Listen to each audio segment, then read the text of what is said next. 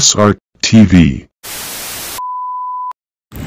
Okay, isang napaka-importanting araw sa ating lahat. At ito nga dahil Father's Day ngayon, umikot tayo ngayong araw na ito upang maghanap po ng malilibre ng gupit na isang tatay. Dito ako pumunta sa madalas kong nadadaanan.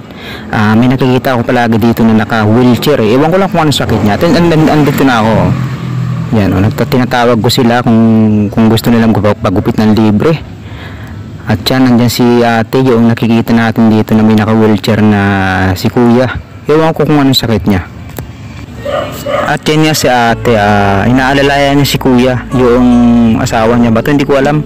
Yan lalabas na sila para magupitan natin siya ng libre. Deserve niya to, deserve ni kuya to. Kumbaga, kuya, happy Father's Day po sa inyo. Ililibre po kita ng gupit. Para nang sa ganun po hindi na kayo gumastos ngayong araw nito dahil Father's Day. At yan, inilalabas po ni ate. Gusto ko siyang tulungan kaso okay na daw, kaya na daw, carry na daw ni madam yan Yan si kuya Okay, good morning kuya. Ayos. Father's Day, happy Father's Day. Dito na lang kayo kuya. Okay, start na tayo ng gupit. Easy lang pala ang gupit ni kuya. Kalbo lang pala to. Zero, kaya yun, ginabitan ko na lang ng detailer.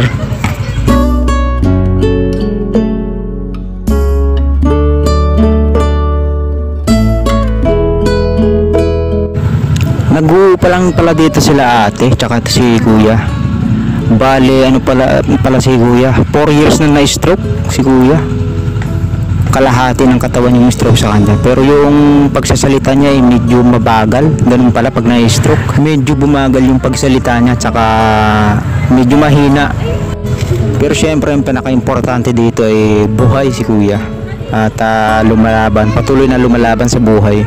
Kaya pagpalain ka kuya at pasensya ka na, libreng gupit lang na i-offer ko sa iyo ngayong Father's Day. Siguro kung nabubuhay lang ang tatay, siya yung bibigyan ko rin ng papupugiin ko siya, gugupitan, kukulayan at siyempre pasasayahin, ipapasyal natin sa malamig, di ba?